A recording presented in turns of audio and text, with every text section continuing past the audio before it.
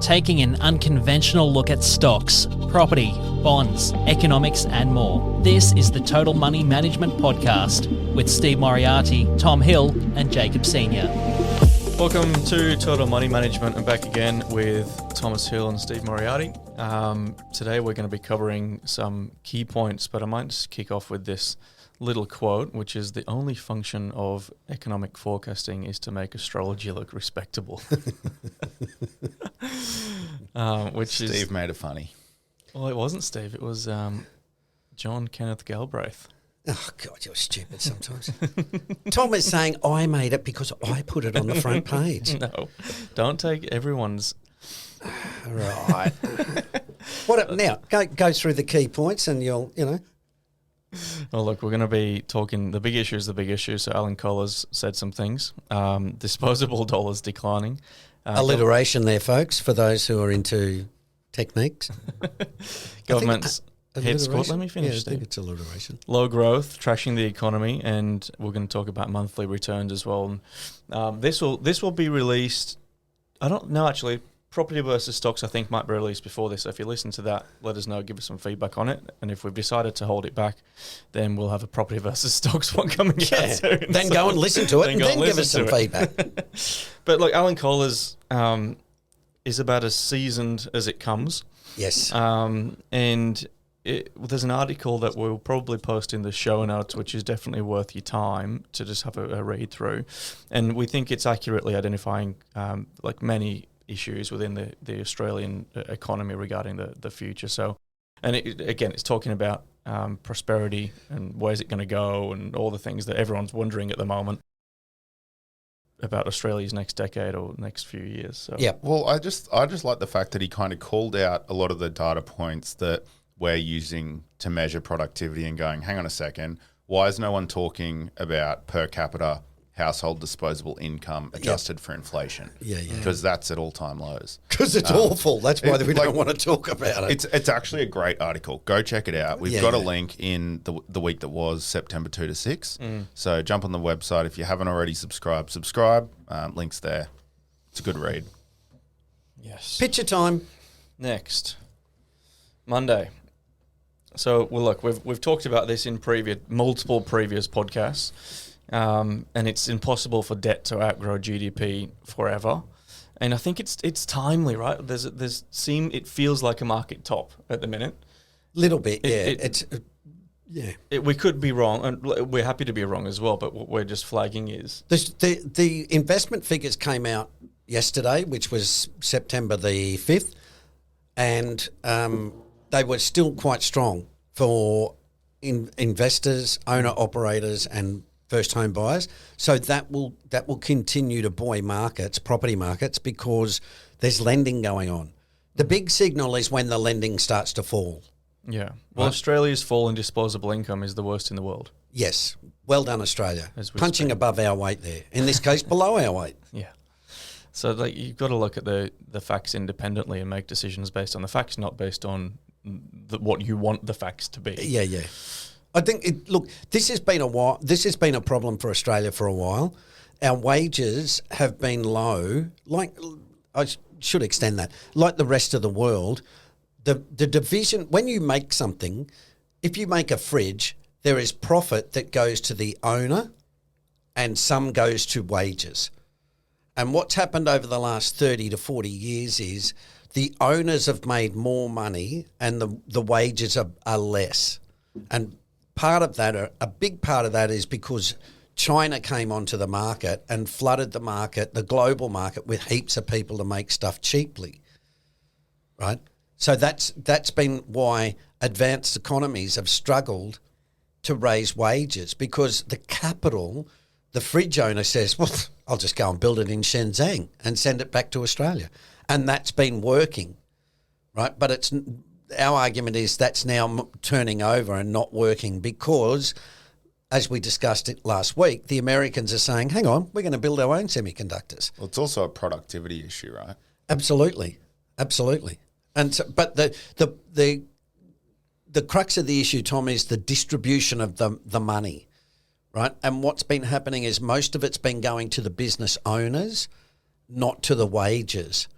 And that's why we've argued that you've needed to speculate mainly in property to get to reach your financial goals, right? Because if you're two couples sitting down on, like we said last week, about the debt to equity was like, the debt to income was like 65% of your pay packet's going to pay for a property, right? Whether you're a, renter or landlord. So when you look at that, you say, God, I'm never going to get ahead, right? If you're a couple, you say, well, we got to do something, right? So what do? You go to the bank and say, give us $1 million and we'll buy an investment property and we'll try and, we'll flip it in a year or 2 or 3, or we'll try our best to, pay the payments. And like you're fond of saying, Tom, people who bought in COVID are going, cool, I'm up 80, Perth prices are up 80% in 4 years. I mean, that's just batshit crazy. Right? But if you bought there, you'd be going, hey, I'm up 80%. We bought it for 6 and it's worth $1 million. You'd be looking at going, we're going to do whatever we can to try and pay this mortgage. Yeah. Right? But that doesn't, we were talking about it at the coffee shop before, that doesn't go on forever. And if you look at it over the long term, it's not going to do 80% every 4 years for the next 50 years. So what we argue is, well, take some money off the top, sell one of the investment properties and reinvest it in something that's relatively good value. I would love to know what percentage of investors have actually realised their profits from property. Ours? Instead of just... No, but you know what I'm saying? Like instead of, the paper value goes up and then, it's very common for people to go, cool, got some equity here. I'm going to get another one. I'm going to get another one. Like, I'll get a new SUV. I'll do this. I'll do that. Very few people... Well, in a bull market, more people are buying property and buying SUVs from the wealth effect than people who are selling. And it's like stocks. If you want to buy my stocks, Tom, you've got to pay me a price that I want. And I want that price because I don't need to sell. Or I believe it's going up and I can still pay for it. Right? So you say to me, well, Steve, I want your stocks. Well, Tom, you've got to pay me $2. And then in 6 months, Tom, changed my mind, you've got to pay me $2.10. Right, that's the way it works. Yeah. Well, the big thing for me, just before we move on to Tuesday, is the Australian growth rate's projected to fall from 1.1% to 0.9%, which we touched on last week. But it's a recession. It's crap. Yeah. I was talking to someone yesterday just about the general state of the economy, and it just there's lots of restaurants and stuff, and like we were saying outside. You guys are saying people are not buying cars, right? They're starting to dial back a little bit on buying cars. And that's what you see happens when you get inflation, but when you get interest rates rising and you've got to start making some tough choices, right? No more Doritos, corn chips, kids. We got to knuckle down. No more flat whites in the morning, right? You start cutting back with the, quote, easy stuff, right? Subscriptions. Righto, we're going to toss... Netflix or one or the other or something like that. Well, to your point, 2 the biggest purchases in your life is your home and your car. So and you generally borrow for both of them. Yeah.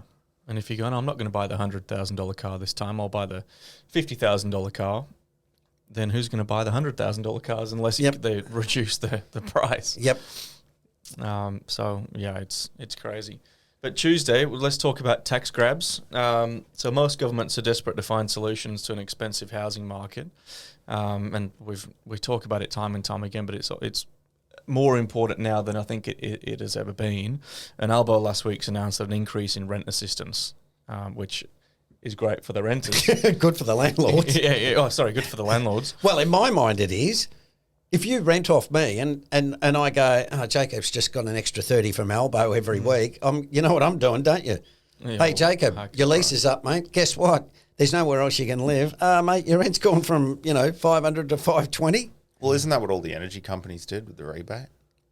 I don't know, mate. I don't know, but I got my gas bill during the week and the bloody thing's nearly doubled. Oh, really? You cold? You're using lots of gas, mate. No, it's just that the price has skyrocketed. Yeah. Well, I mean, the headline here that we've got is tax grab sparks home price slide. Honestly, hardly a headline. Darwin has dropped 0.27% this month. Melbourne's dropped 0.18%. Everything else is up.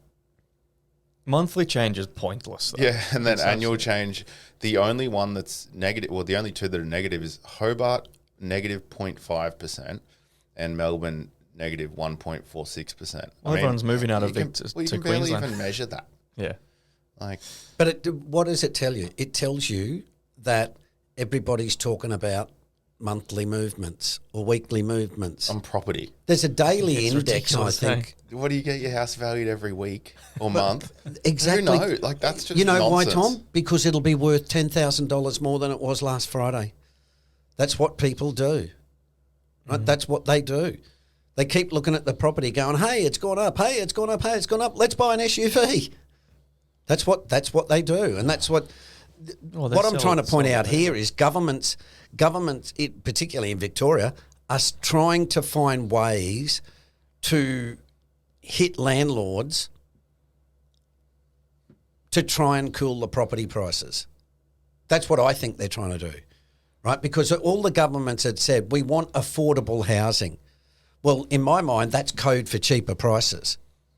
And that, like we said, there's not too many landlords out there going, yeah, I'd be comfortable with the $200,000 decline in my property. Okay, but what are they doing? Well, what they're achieve doing that? is they're making it so unattractive that people go, you know what, we're going to sell this joint. Yeah. And that's, you know, I don't know what it achieves, to be quite honest, because you might, you know, if you, again, it ties back to Monday. If you've got people who are not getting wage rises, well, it's going to be one person who can buy it. In a sense, it's like one rich person sells it to another rich person. Mm-hmm. Mm. You know, because if you go to the bank and say, hey, you know, this landlord now wants 900,000, not $1 million, the bank says, no, Tom, you still haven't got enough income to afford it. Well, that's it. Game over. You can't afford it. Right? Mm. But a rich person can come along and go, yeah, sure, 900. Oh, that gives me a yield of 4. Okay, cool. Yeah. That's why I say it's really, you know, the government is in a rock and a hard place, right? Because you can't. It's like saying we're going to help people buy stocks, but we don't want anybody to lose money. It's like, okay, how do you do that? Right? You can't. Somebody has to end up holding the bag, whether it's a stock or a property.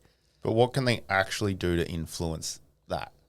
Well, not if you look at Japan, which had, you know, the mother of all bubbles, or if you look at if you look at Ireland or Spain or the US in the GFC or England or Sweden or Germany or, you know, every other goddamn country that's had a property problem, New Zealand, well, you know, okay, Albo's not going to let property prices fall. Okay, well, New Zealand's gone down 20%. Why the hell are they letting it fall? I'll tell you why, because they can't fix it.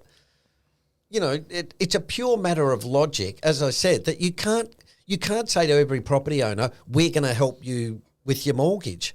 All you're doing is making it worse for the renter or the mortgage owner.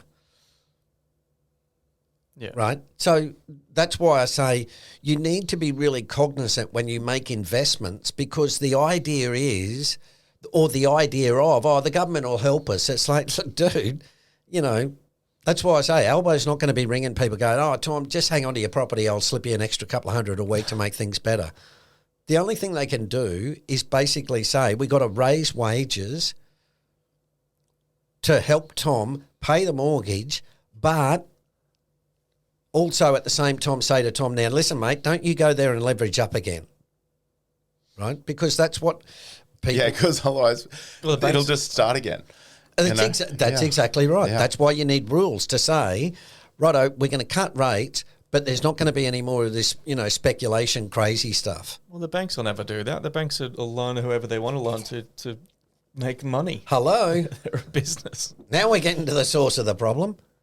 So yeah, it'll cycle and cycle. In my mind, suburbs like Griffin and North Lakes and those places where there's heaps of free land, there's heaps of land available to just build houses on. So if there's 10,000 houses in Griffin, for example, and someone goes and builds another 10,000 houses, your $900,000 Griffin house is not going to be worth $900,000 once they're built. But that's the theory. Yeah. Not if you got, if you got that many to choose from. But my argument is, Jacob, who the hell wants to live in Griffin? I'm not being rude, but what I'm saying is, if you've got People that can't afford to live in Gordon Park. yeah, I know, but there's a lot of people who say I'd rather rent in Gordon Park than live in Griffin. Yeah. But I'm not being rude, but it's just for a whole raft of reasons. Wonder who lives in Gordon Park. Yeah. What, he lives in Griffin? Mr. BMW. I mean, No, but do you know what I Oracle. mean? Like, I'm just saying, there's the idea.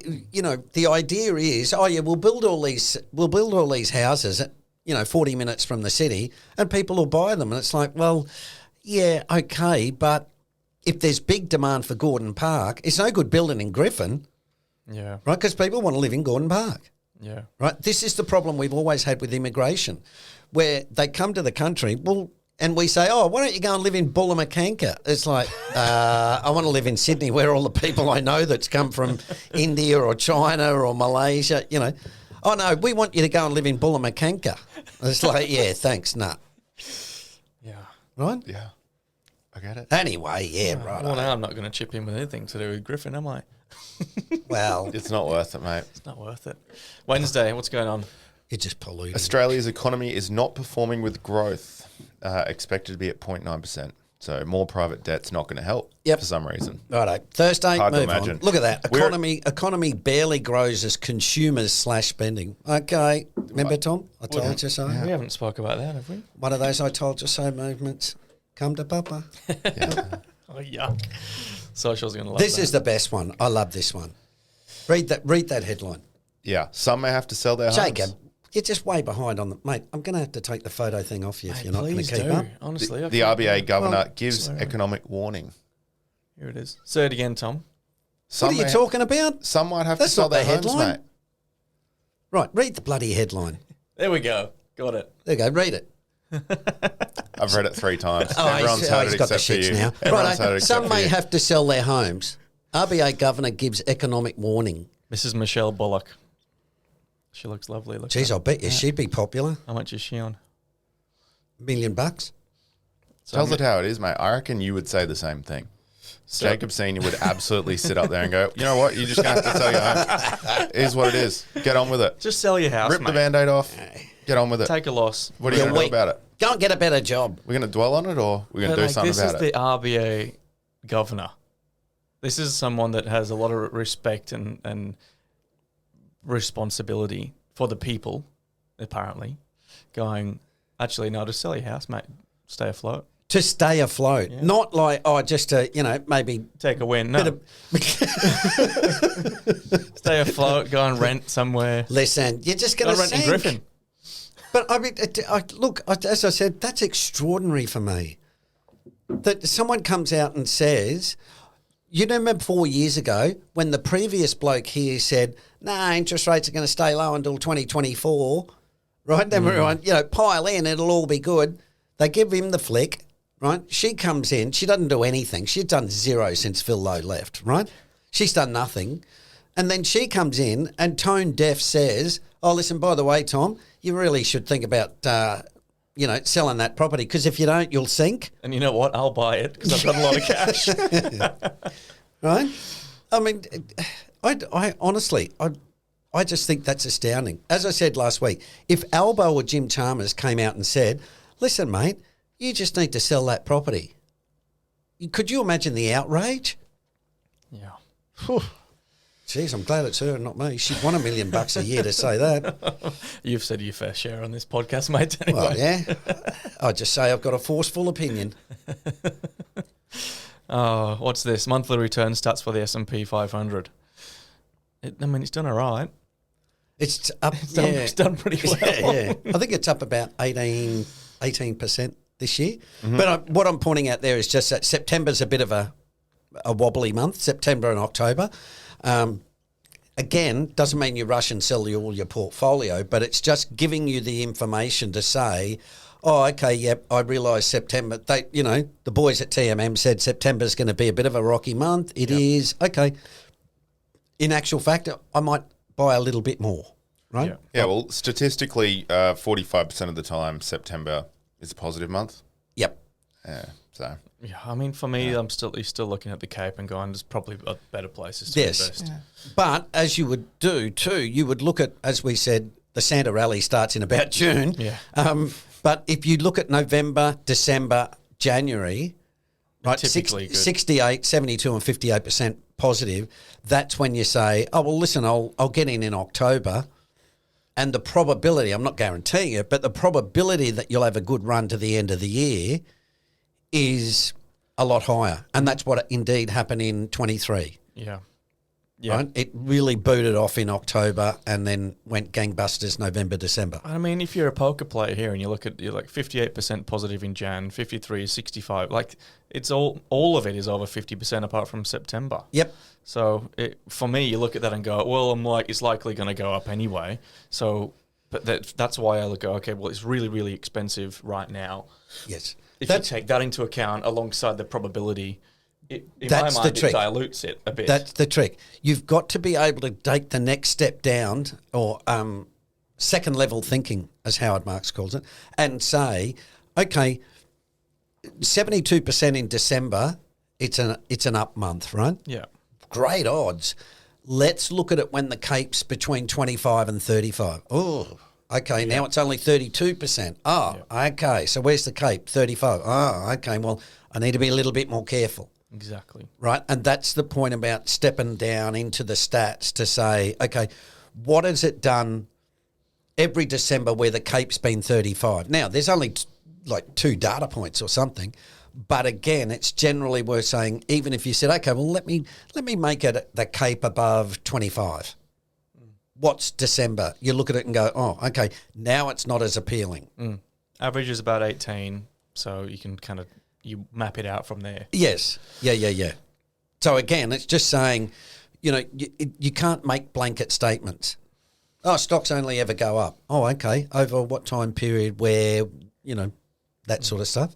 I think someone said on Instagram last week, well, over 100 years, what have stocks done? I'm like, okay, well, did you invest 100 years ago? You're not like 150 to me, mate. Warren Buffett's only 94. Exactly. So anyway. Charlie nearly got there. Bless Oh, him. Charlie got to 99. God, you think you'd really bat it out to get 100, wouldn't you? You'd be pissed off. Well, he's dead. He wouldn't be pissed off, mate. should have tried harder. What's in the bonus section, Steve? We got just the 2023 and then the year to date. Look at Fortescue, down 37%. What was that? That was my Roadrunner impersonation. I'm surprised at Woodside. I'm down not 12, down 12. Yeah. Aren't these all your recommendations? No, I'm joking. Well, this is not financial advice. Woodside paid a dividend during the week, which was about 4% of current prices. And someone may have bought more because they're confident of Woodside's future. I'm not saying who that someone might be, but I'm just saying someone might have bought more because they know what they're doing. Well, and the sector's cheap as well, right? Yep. But look at Fortescue. Perfect example, right? 2023, you're up 41%. Woohoo, I am killing it. This year it's down 37. Holy shit. So you're actually behind in geometric terms. That's why you got to do something like Whale One, take the money off the table, find something else. BHP, up 10 last year, down 19 so far. I feel like Telstra's just down one every year. Yeah. You're probably right, Tom. They've been like that for 20 years. But you got all those old people with franking credits. Yeah. Send me my dividend. What percentage is WiseTech up this year? That didn't pull through. That's off the charts. 49. Oh, there's no number on it. Infinite. Wow. Just keeps going. But I mean, there's nothing wrong with dividends. No, We absolutely. We love a good dividend at TNM. Don't spoil the story. Don't spoil the story. I know what you're going to say. That's on the for next our one. stocks versus property special. Okay. I won't say anything. Good. Righto, move on. Short story. Sydney doctors forced to choose who lives and dies. That's it. No, that's Michelle Bullock's job. That's me. Sell the property or die. Your choice. I mean, I'm pretty sure doctors are paid to do that anyway. Not to choose. to Don't be surprised. But look, what I'm saying is there's no photo up there again, Jacob. Jesus Christ. What I'm saying is that whole page is really awful, but you need to pay attention to it because COVID is raging again. And there's, if you look at the next story, a knife fight for staff, nurse shortage threatens aged care fix. Yep. What I'm saying is, you see, we're getting labour shortages, right? So what happens? We're going to have to pay people more. Or nurses say, listen, I've had enough of this garbage. And they go, hang on, nurse, we'll give you another $20,000 a year. Oh, okay, well, now I'll stay. Well, they're on strike every 5 minutes anyway because they get paid nothing. That's what I'm talking about. They're terrible right? for them. And then that what that does is that creates wage inflation, right? The firemen say, firepersons, they then say, hey, we want more money. Then the police say, hey, we want more money. Then teachers say, hey, we want more money. Then the private sector says, man, Jenny's just left to become a nurse and she's getting 140 grand a year.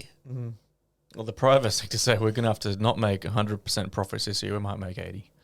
And give it to the staff. Give it to the staff, yeah. Right? But then that makes their products more expensive so this is where you're going to see more and more of this stuff come through. Now, it's a little bit of an iceberg, as in the sense of it's a slow melt. It's not, you're not going to wake up and wages go up 20%, but you might see them go up 4% a year consistently every year, right? And the broader picture is... And then inflation eats it away. And demographics, right? So we've got more old people like me and less young people like you. So you guys are in the box seat, right? Because we're going to be saying we need you guys to do what we've got to do. And you guys are going to be smart and say, fine, you're going to pay me a lot more money. And by the way, I want to work from home and I want Fridays off. Yeah. Right? This is why I say I'm old enough to know like I said, when I left school, I just walked straight into a job. Right? It wasn't any of this stuff about, you got to apply 100 times. I went to, the CES, the Commonwealth Employment Service. It was like, right, go and ring this bloke. Hello, my name's Steve. Can I have a job? Yep, sure, start Monday, see ya. Now, I was subsidised. The employer got money for me for 6 months. But then after 6 months, it was like, yeah, Steve seems like all right. All right, well, we'll keep him on. Oh, you're productive, right? So that's what I think we're going to be heading back to, because the government's going to be saying, we need you blokes to build X, right? None more of that fluffy stuff of, website development or stuff. We want you to build bridges. We really need bridges in this country. Or we need, factories and stuff like that. So it's going to be much more government directed, which of course everybody will hate. Yeah. But that's But everyone will be in a job. Well, yeah. In theory. COVID here, so half of all pupils' absences this year have been due to illness. Pupil absences are 40% higher than the pre-pandemic. Jesus. So everyone's sick, basically. Again. Well, yeah. And the next Continues to article, long COVID knocked 1 million Americans off their career paths. That's why I say, look, I hate being the bearer of bad news, but this is really important for investors to understand. Because as we've talked about with the new normal, if we're heading back from low inflation to high inflation, one of the factors will be we're not buying stuff from China, we're making it now and it costs more. And the second part is, when we can get people here to build it. Yeah. People want to work less, and that's half of them. The other half are sick, or they're taking more sick days and being less productive. How do you even know if you've got long COVID? Like, how many of those people are taking the piss because people are lazy? Yeah, but Tom, but that's, no, I'm just, I know, but you hear that a lot. The problem with young people don't want to work. Bullshit. Give them a decent job with a wage. They love working. It's socialisation. They get their own money. There is that stuff with, look, there will be people who, I was talking to a lady at Woolies about 3 weeks ago, right? And I said to her, there's something about the weekend or something, right? And I went, you're working Sundays. And she said, yeah, I had to come in because, some of the staff didn't come in. And I went, oh, right. And she went, the young kids, right, it's a long weekend. So what do? They all nick off to the Gold Coast, right? On the rink. Right. But my point being, for every one of those kids who goes, I'm nicking off to the weekend, I don't care about doing my shift at Woolies, there's 10 that will do the shift, right? And so But it's like my old man said about cops, right? My old man was a lawyer, and he said the problem with the police force is one bad cop makes all of them bad, right? And it's that old story of, like, they're all corrupt. And it's like, well, no, they're not. No, they're not. They're all just trying their best. And, yeah, there's a bad apple here and there, but that's the way it works, right? And it's the same with politicians. They're trying really hard, and they're caught between a rock and a hard place on every single subject. Like we talked about with housing, right? Do we keep the landlords happy or do we keep the renters happy? Because it's bloody hard keeping them both happy, right? And they're only trying their best. But people go, they're all bullshit, they're all corrupt because they own property. Well, there's a legitimate criticism with owning too much property, but doesn't mean that they're corrupt. Yeah. They're not getting underhanded deals and, No, they're cheating following, people and stuff. following incentives. All landlords are just following the incentives. Like, why? I don't understand this argument of that landlords are corrupt, because why wouldn't you? Like, if you're in a position to Absolutely. do better for yourself and your family and whatever else, why wouldn't you? Especially when we've got an economy that's a bit dog eat dog. Yeah. Right? So, that's, as I say, if I was in their shoes, I'd be doing the same thing. Yeah. 100%. Look, going to touch on the chow. The best of offense is owning defense. As we've spoken about in the new normal, investors are going to need to accommodate for the new world, or looking at things a little bit differently. We've got a chart here from 1989 to 2024. I remember to put it up. Aerospace and defense has actually outperformed the S&P and industrials, and it's likely that defense companies will continue to do well. Yeah, in the near depending on future. what they're valued at. Yeah. Because some of them have had a really good run. But the point... Lots for- of spending in that space. And the point for the future is, if they do fall, that might be a good opportunity to, dare I say it, buy the dip, right? Because they'll, Boeing at the moment is awful. It's been crap since COVID, I think. Well, yeah, but they've struggled more recently with, some part fell off or something. Then the two Pretty big thing on an aeroplane, isn't it? Yeah, just the wings. Yeah. Just the wings. Yeah, nothing really important. Just a flesh wound. And the other one is they've got two astronauts in space that are stuck. Sorry? Don't you blokes read the news? No. We just You read the tell week us that the was. news. Yeah, I'll have to start bloody well There's publishing. two spacemen stuck in space. There's a spaceman and a spacewoman, space people, whatever you want to call them. They're stuck in a Boeing Just floating around. rocket up in space, and they can't get home. So now they're trying to like a work out how movie. the hell to get them home. That sounds like a nightmare. Well, yeah, you would be. Imagine if you went, I feel like going for a walk. No, you don't. So Boeing stock took a dump. after Yeah, that. yeah. So I They must lost admit, a few spacemen. I haven't had a look for a while, but I think at some point they're the sort of things that, in my mind, which is probably very bad, but in my mind, it's like saying, will they let Boeing go broke? And the answer is no. Okay, well, if it's not going to go broke, what's the cheapest it can get to before you buy it, before it gets the upswing? Just look at Telstra. Well, yes, that's true, but Telstra has still provided a fairly decent dividend over the years, right? And there's been times where you could flog Telstra off for a quick profit. There was one I bought. I can't remember. For some reason, I think it was Mitsubishi in Japan. No, might have been Toshiba. It was one of those companies that built camera stuff. Right. And they went, there was some scandal or something and the price dropped 30% or something.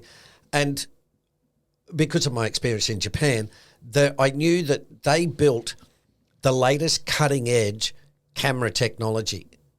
There was no way the Japanese were going to let that blow up, right? Because it was just a strategic importance.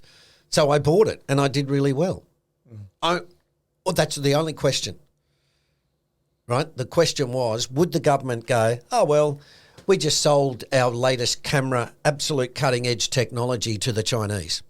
You'd be going, oh, that's a really bad move. Mm-hmm. And I know the Japanese would never do that. So I sort of looked at it a bit and went, yep, righto. Now, I didn't care about, all those weirdo fundamental things that they all go through. If only we had. You should start to sell Steve Moriarty's foresight. Might do all right out of it. Might do all right. Oh, that's probably just well. Probably won't get a lot of money, though.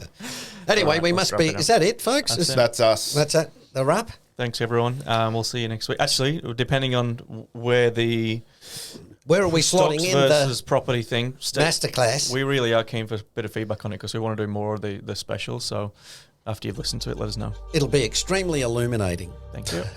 Thank you.